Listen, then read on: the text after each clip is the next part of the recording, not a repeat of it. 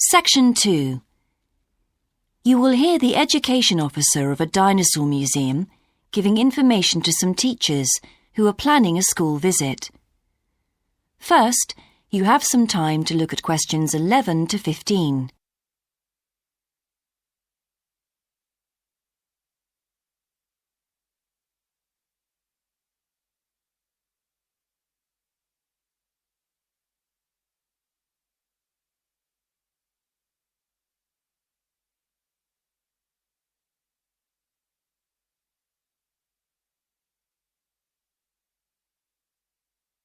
Now listen carefully and answer questions 11 to 15. Hello, and thank you for asking me to your teachers' meeting to talk about the Dinosaur Museum and to tell you a bit about what you can do with your students there. Well, let me give you some of the basic information first. In regard to opening hours, we're open every day of the week from 9 a.m. to 8 p.m. except on Mondays, when we close at 1:30 p.m. And in fact, the only day in the year when we're closed is on the 25th of December. You can book a guided tour for your school group any time that we're open. If you bring a school group to the museum, when you arrive, we ask you to remain with your group in the car park. One or more of the tour guides will welcome you there and brief you about what the tour will be about. We do this there because our entrance is quite small and we really haven't got much room for briefing groups in the exhibition area. As far as the amount of time you'll need goes, if you bring a school group, you should plan on allowing a minimum of 90 minutes for the visit. This allows 15 minutes to get on and off the coach, 45 minutes for the guided tour, and 30 minutes for after-tour activities. If you're going to have lunch at the museum, you will of course have to allow more time. There are 2 cafes in the museum with seating for 80 people. If you want to eat there, you'll need to reserve some seating, as they can get quite crowded at lunchtime. Then, outside the museum at the back, there are tables, and students can bring their own lunch and eat it there in the open air. Before you hear the rest of the talk, you have some time to look at questions 16 to 20.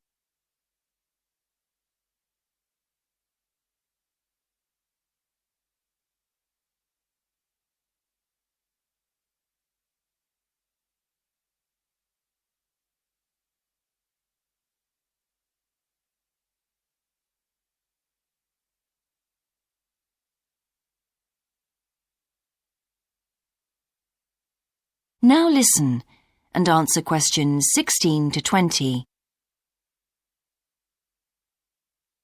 When the students come into the museum foyer, we ask them to check in their backpacks with their books, lunchboxes, etc. at the cloakroom before they enter the museum proper. I'm afraid in the past we have had a few things gone missing after school visits, so this is a strict rule. Also, some of the exhibits are fragile and we don't want them to be accidentally knocked.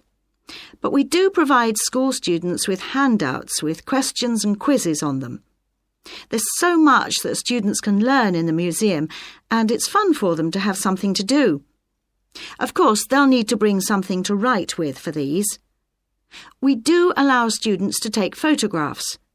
For students who are doing projects, it's useful to make some kind of visual record of what they see that they can add to their reports. And finally, they should not bring anything to eat into the museum or drinks of any kind.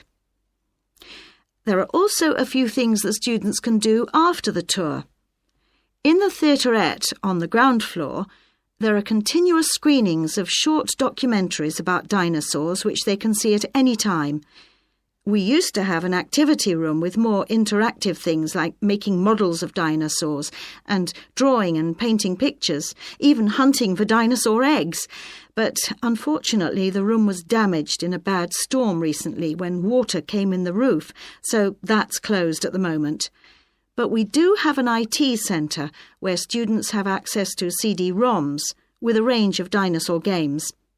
These games are a lot of fun, But they also teach the students about the lives of dinosaurs, how they found food, protected their habitat, survived threats, that kind of thing. And I think that's all I have to tell you. Please feel free to ask any questions if you would like to know anything else about. That is the end of section 2. You now have half a minute to check your answers.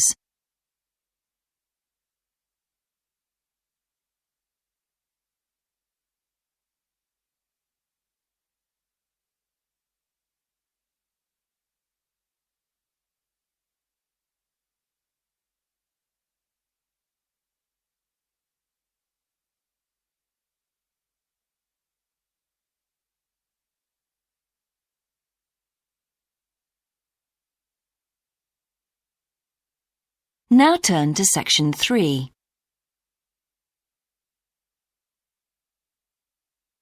Section 2. You will hear an introductory talk about a new agricultural park.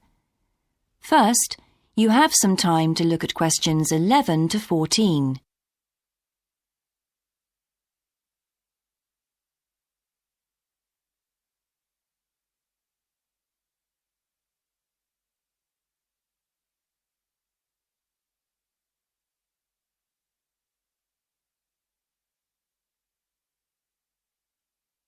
Now listen carefully and answer questions 11 to 14. Welcome to Greenvale Agricultural Park. As you know, we've only been open a week, so you're amongst our first visitors. We have lots of fascinating indoor and outdoor exhibits on our huge complex, spreading hundreds of hectares. Our remit is to give educational opportunities to the wider public, as well as to offer research sites for a wide variety of agriculturists and other scientists. Let's start by seeing what there is to do. As you can see here on our giant wall plan, we are now situated in the reception block here. As you walk out of the main door into the park, there's a path you can follow. If you follow this route, you'll immediately come into the rare breeds section, where we keep a wide variety of animals, which I shall be telling you a little more about later. Next to this, moving east, is the large grazing area for the rare breeds. Then further east, in the largest section of our park, is the forest area. South of the grazing area, and in fact just next to the reception block, is our experimental crop area. In the middle of the park, this circular area, is our lake. These two small rectangular shapes here are the fish farms where we rear fish for sale. To the east of those is the marsh area, which attracts a great many migrant birds. In the southeastern corner, beyond the marsh, is our market garden area, growing vegetables and flowers. Before you hear the rest of the talk, you have some time to look at questions 15 to 20.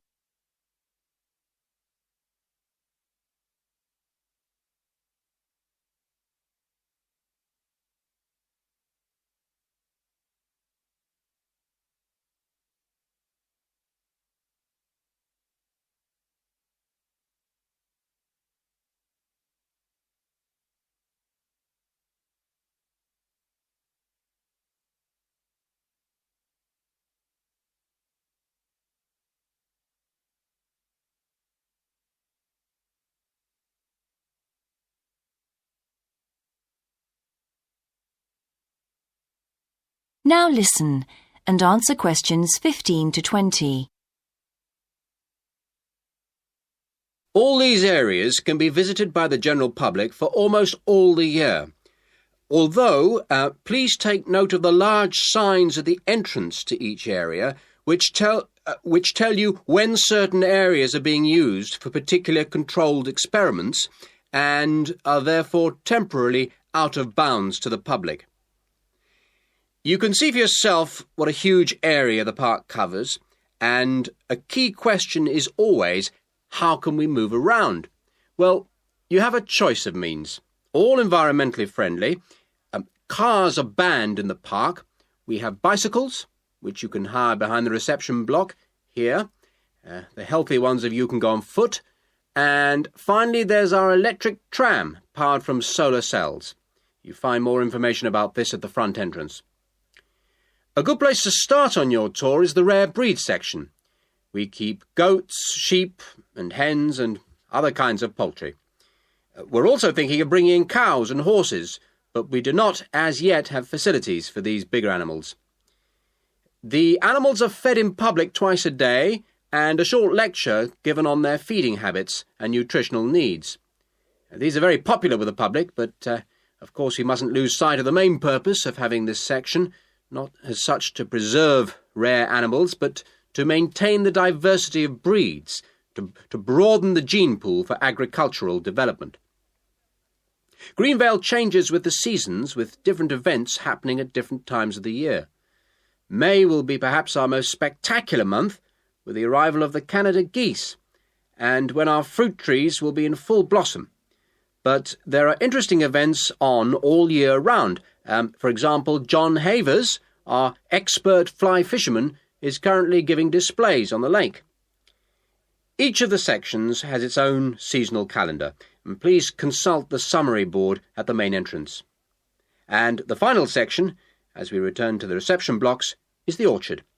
Do take time to browse round our shop. There's a wide selection of books on wildlife, some of them written by local authors, and the history of farming, including organic farming, something which the park will be diversifying into in the coming months. That is the end of section 2. You now have half a minute to check your answers.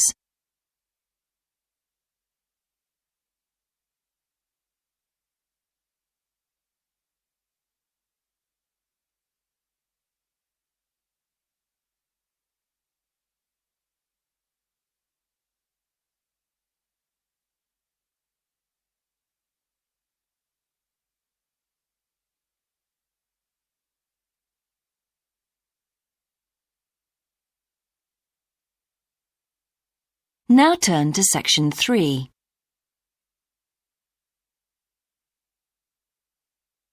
Section 2.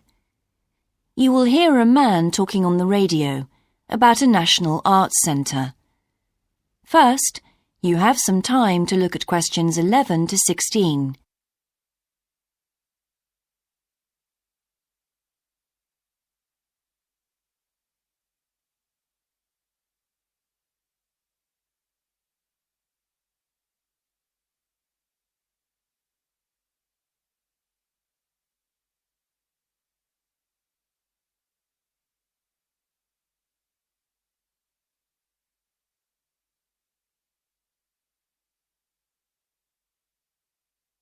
Now listen carefully and answer questions 11 to 16.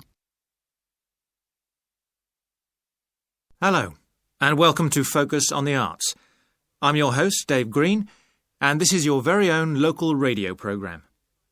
Every Friday evening, we put the spotlight on different arts and culture facilities and look at the shows and events that are on offer in the coming week. And today, the focus is on the National Arts Centre. Now, if you don't already know it yourself, I'm sure you've all heard of it. It's famous throughout the world as one of the major venues for classical music. But did you know that it's actually much more than just a place to hear concerts? The centre itself is a huge complex that caters for a great range of arts. Under a single roof it houses concert rooms, theatres, cinemas, art galleries and a wonderful public library, as well as service facilities including 3 restaurants and a bookshop. So, at any one time, the choice of entertainment there is simply enormous. So, how did they manage to build such a big arts complex right in the heart of the city? Well, the area was completely destroyed by bombs during the war in 1940. So the opportunity was taken to create a cultural centre that would be what they called the city's gift to the nation. Of course, it took a while for such a big project to get started, but it was planned in the 60s, built in the 70s, and eventually opened to the public in 1983. Ever since then, it has proved to be a great success. It's not privately owned, like many arts centres, but is still in public hands. It's run by the City Council. Both our National Symphony Orchestra and National Theatre Company were involved in the planning of the project, and they're now based there, giving regular performances every week. And as the centre is open 363 days of the year, there are plenty of performances to choose from. Before you hear the rest of the broadcast, you have some time to look at questions 17 to 20.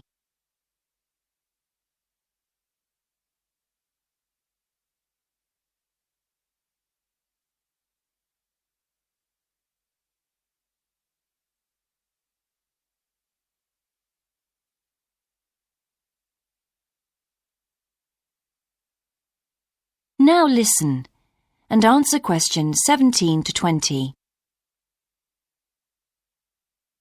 So, to give you some idea of what's on, and to help you choose from the many possibilities, we've made a selection of the star attractions. If you're interested in classical music, then we recommend you go along to the National on either Monday or Tuesday evening at 7:30 for a spectacular production of The Magic Flute, probably the most popular of all Mozart's operas. It's in the Garden Hall, and tickets start at only £8, but you'll have to be early if you want to get them that cheap. And remember, it's only on for those 2 evenings. For those more interested in the cinema, you might like to see the new Canadian film, which is showing on Wednesday evening at 8 p.m. in Cinema 2. And that's called 3 Lives. It's had fantastic reviews, and tickets cost just £4.50, which is a reduction on the usual price of £5.50. So, it's really good value, especially for such a great movie. But you can see the centre's main attraction at the weekend, because on Saturday and Sunday, 11 a.m. to 10 p.m, they're showing a wonderful new exhibition that hasn't been seen anywhere else in Europe yet. It's a collection of Chinese art called Faces of China. That's in Gallery 1, and it has some really fascinating paintings and sculptures by leading artists from all over China. And the good news is that it's completely free, so don't miss it. So why not go along to the National Arts Centre next week for one or all of these great events? And you can always pick up a programme and check out all the other performances and exhibitions on offer, or coming soon, on almost every day of the year. Next week, we'll be looking at the new Museum of Science. That is the end of section 2. You now have half a minute to check your answers.